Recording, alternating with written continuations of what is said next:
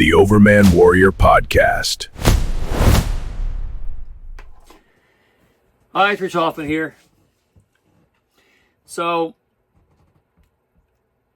this is a thing. We've been talking about it for years, and this is it's a process. But this is the elimination of property taxes. Trump's talked about it. They're talking about it in many states, and they're certainly talking about it in Ohio. And the legislature, knowing that this is going to be a thing, has been out reforming, creating bills to reform and try to take the edge off, because there are some citizen-led initiatives that are seeking to abolish property tax in Ohio, and there's some real juice behind it. And this is a citizen-led movement. This isn't coming out of the legislature. I have a lot of friends in the legislature, and I understand the problems they have, and I'm sympathetic to that. And I understand you can't just rip the covers off and go do something else. There's a lot of revenue attached to property taxes. And they've tried to create reforms to appease people so that they don't go out and get these signatures. But right now, there's an initiative it looks like it's going to be on the ballot in 2026. Say, Ohio eliminate and prohibit taxes on real property initiative. And it should be on the November 3rd, 2026 ballot. And what it will permanently abolish and prohibit property taxes in Ohio. And it needs 413,000 signatures. And it's well on its way now to getting those signatures. Which I think, this is... Again, it might be hard to get those. It might not happen this time. I think it has a good chance of happening this time. But I think it might not happen. If it doesn't happen right now, it's going to be happening within a few years. I mean, this is part of the big picture of having a Trump economy and a Dow that hit 50,000, and the new way of making money and how it gets distributed to social services. We got to rethink all things in society towards a capitalist enterprise, not what we've been doing, which is the point of talking about this. So the reason why we have to talk about it, and DeWine is completely against it, but even people that I really, really like, who are in the legislature, I know they're not for. I mean, some of us pay $10,000 in property taxes, and I know some of those guys do, and it's a lot of money. And do you get what you pay for out of those services? I mean, you pay a fortune in taxes. By the time you consider all taxes, we're really taxes are horrible, because you really don't get your bang for the buck. You could probably do a lot better with your taxes. And this whole idea, this great society idea, where you have taxes taken out of your paycheck or taken off the value of your property, you pay for them through your house payments, and you never really get to see the money. You don't have to pull it out of your wallet and give it to somebody. So it's as painless of an exchange as you can get. And the taxes have mounted up as government has expanded. And now we have these expectations of government that are driven by high taxation. And we're starting to see that they perpetually is just going up. And if the home values don't keep going up the way they have since World War II, and you could kind of hide the money in the value, people are starting to realize that it's a lot of money. And it's coming out of their hides, and they don't like it. So if you take away, that's why this property tax abolishment is getting ground, and it has a serious consideration of becoming law in Ohio in 2026. And if it doesn't in 2026, 2027, 2028, by 2030, the property taxes are on the chopping block. And the way that the socialist mechanisms that made them, government was going to grow off people's property. Property should be a valued asset, and it should mean something to people. And you don't grow government off that value. and you don't trick the value in order to grow government. It's been a pyramid scheme, and that we've ran out of pyramid pieces, and that's where we're at. So the property tax issue is going to go away. It's going to blow up. And I know I heard DeWine, he's out there complaining about, property taxes generate over $20 billion a year for schools and local government. And roughly 65% of school funding relies on property taxes. So you take that away, and how are schools going to exist off the remainder of that, off the local 45% local funding, or local townships and everybody, communities going to pick up the extra 65% of their budgetary needs? No, they're not. And DeWine also says, and Senate leadership said this too, that it would force sales taxes up to 18 to 20%. It would require income tax rates to double or triple, because they're basically saying that the budget's the budget. We got to fund it some way. If you take away our revenue stream of property taxes, we got to get it from something else. But the point of the property tax deal is government's got to learn to live with less. Another thing he says is it's going to severely disrupt schools, police, fire, and EMS services. Yeah, it will. And so this comes down to what's a community willing to pay for. They're willing to pay for it if they don't see the money. But if they got to pay it out of their pocket, they're going to want a lot less. And so when you see all the escalated salaries that are part of it, especially with the teaching profession, lots of collective bargaining, unions are involved. So it's all these collective bargaining agreements that are involved in the cost structure. So all the funding is jacked up.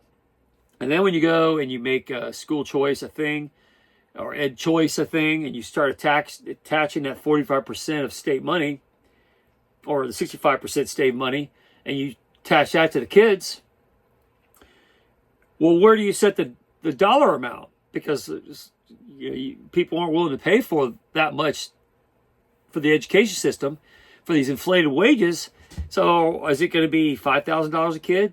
Because right now it's a lot higher than that. They're in the over $15,000 a kid, and more than that. And I think CPS, Cincinnati Public Schools, is higher than that. I think they're in the 20s. They're really expensive per pupil to teach. And that's because your wages, your teachers, the costs are out of control. And it's not market driven. So the solution to all this is you have to have market driven accountability. You have to pay for stuff that you want, and then not have it hidden in these unions that collectively bargain and extort it from the state. You got to go get it from the residents. So you got to go around door to door and say, hey, can you buy some pizzas so we can keep our fire department running or something? I mean, you're going to have to restructure the way you fund it. And in the case of the schooling, everybody's going to essentially have to take their money that you're going to have to fund your own schools. And the schools are going to have to compete for business. They're not going to just get by the zip code state money. So we've been trying to tell you for years this is coming, and it's coming. You're not going to get more property tax. Property taxes aren't going to continue to go up because we're not going to tax people off their property. People are tired of it. And that's why the initiative is gaining traction now. Government has spent too much money to build bigger government. And every time we try to have an election and reel it in or bring it down, we have the crazy stuff that went on with Trump and the stonewalling and all this stuff that goes on to try and keep reforms from happening.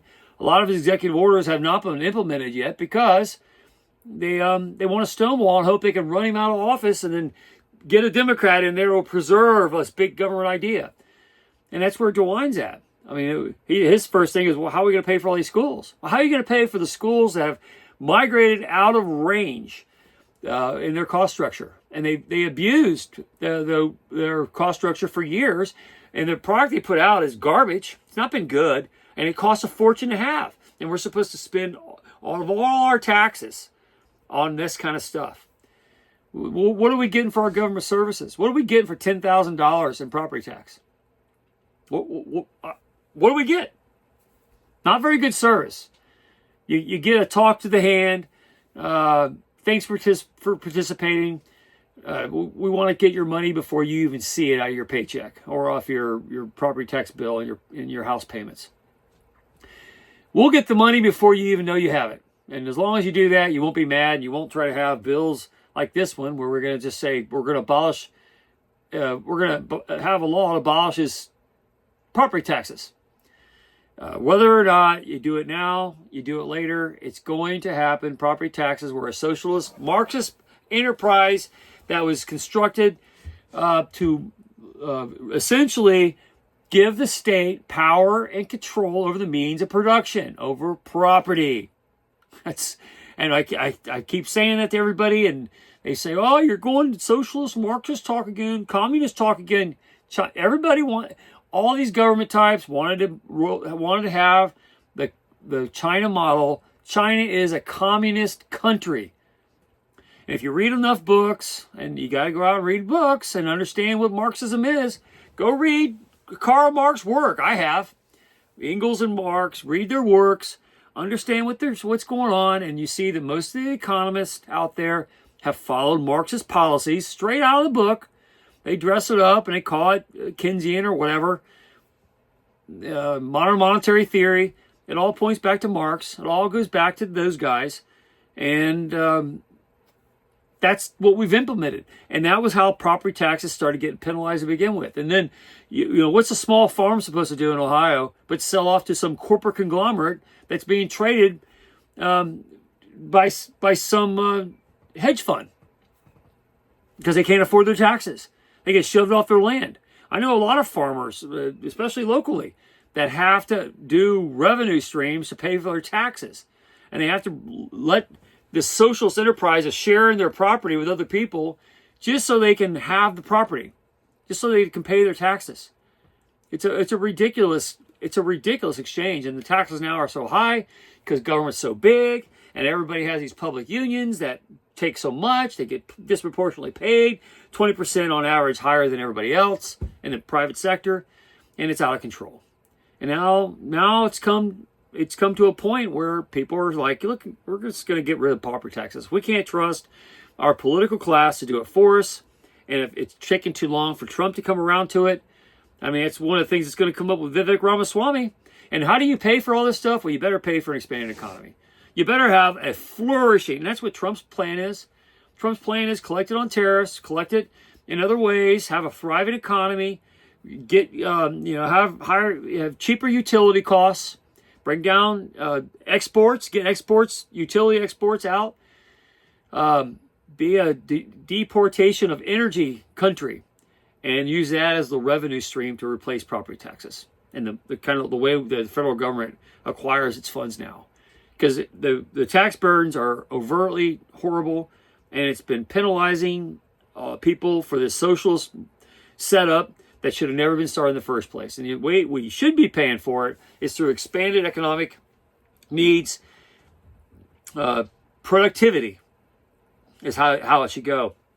Should you have an 18 to 20% sales tax? No, but you shouldn't have a government that needs that much revenue.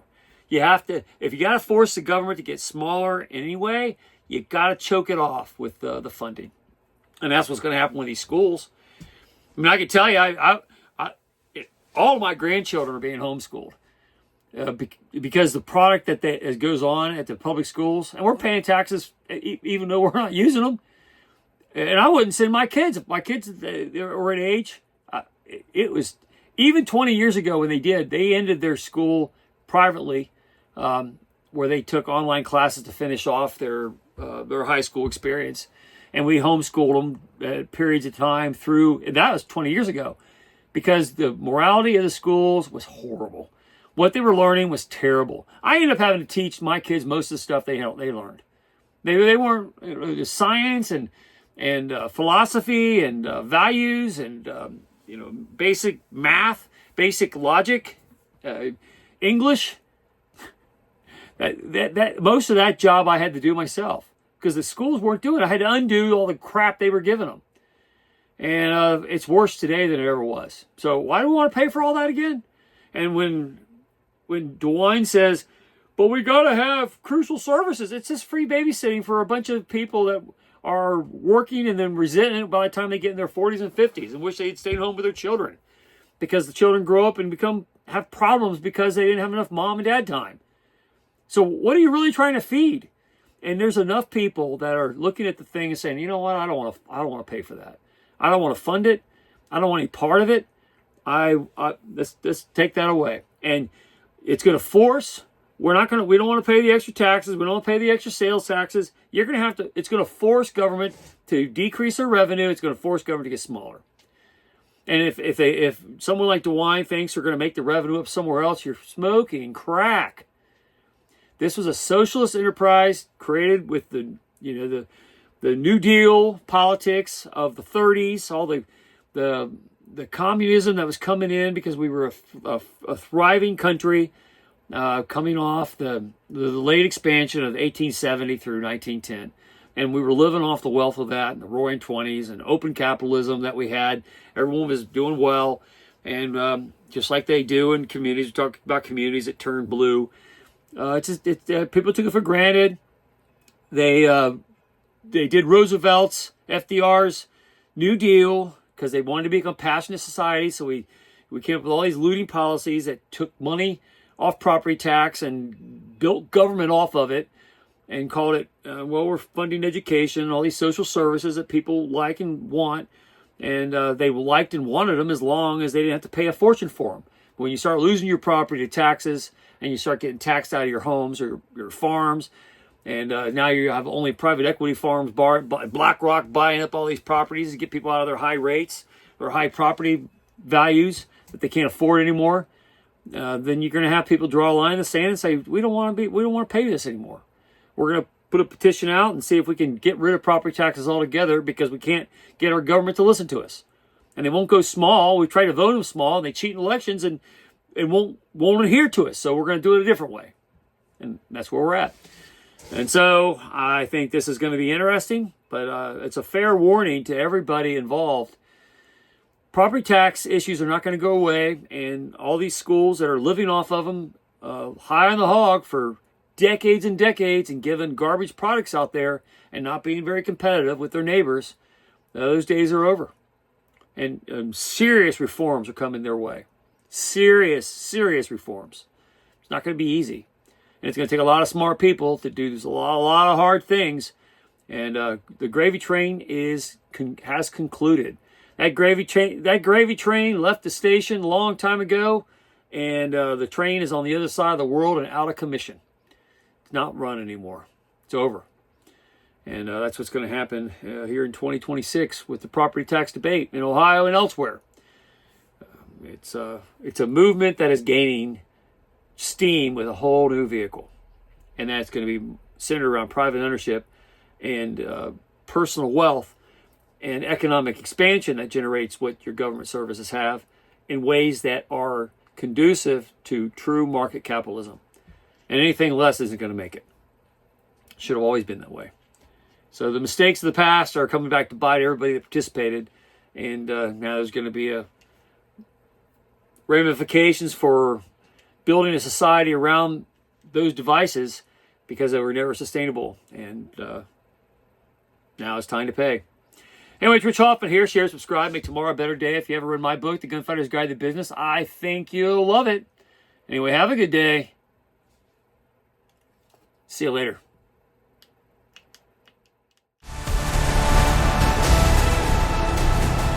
Thank you for listening.